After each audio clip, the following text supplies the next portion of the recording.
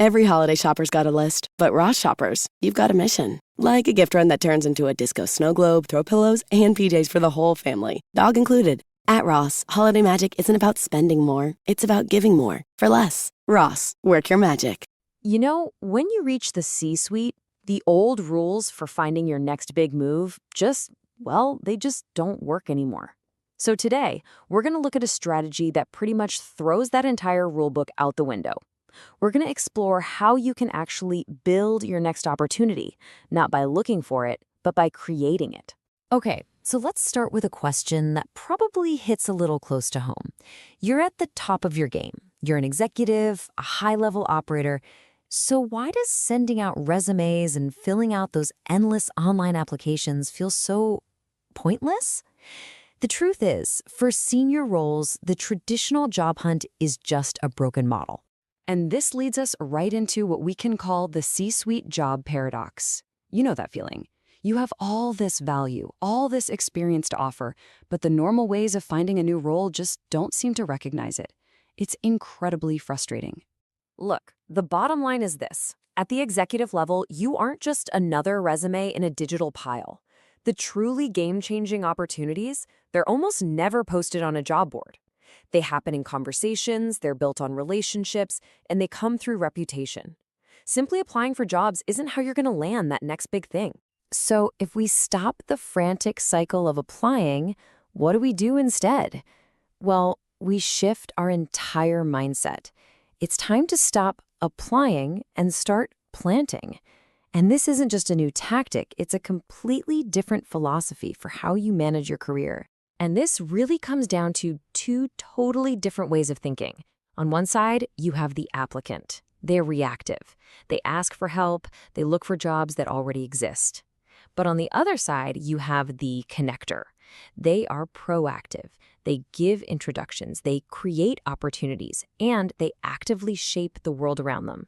It's a huge shift from a mindset of taking to a mindset of giving. Okay, so this whole planting idea sounds great, but how do you actually do it? The main tactic, the engine behind this whole strategy, is to start treating introductions as your new form of currency. So what does it really mean to be a connector?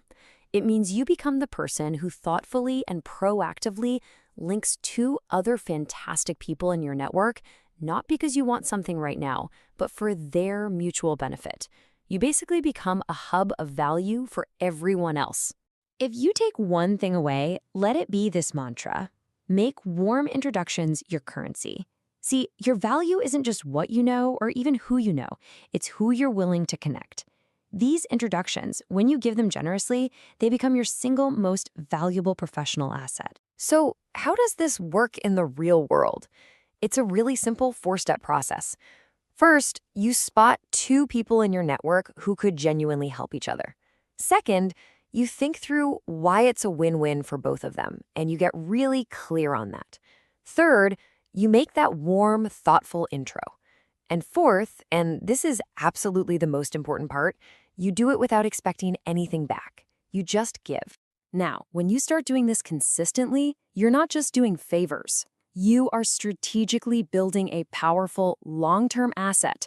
You're building what's called reputational capital. I want you to think about it like this. Every valuable introduction you make is like a deposit into a special kind of bank account.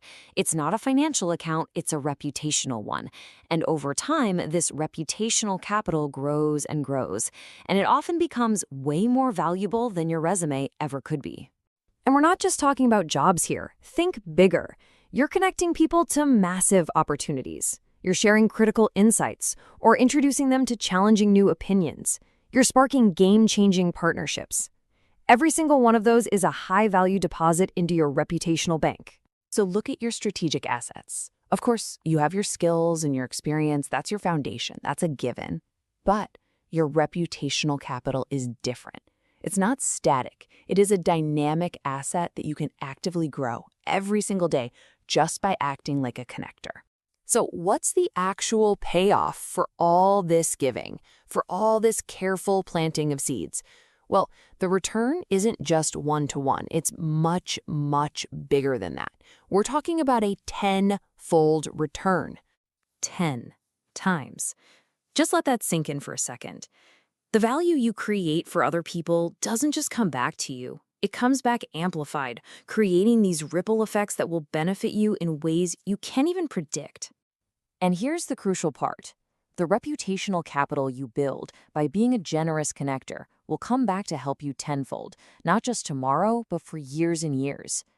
When the time comes that you're quietly looking for something new, that network you so carefully built up, it will activate on your behalf, bringing opportunities directly to you. So that leaves us with one last really practical question. Forget about your own needs for just a minute. Think about it right now. Who are 2 people in your network that you could connect for their mutual benefit? Because the path to your next great opportunity, it might just start with that single generous introduction.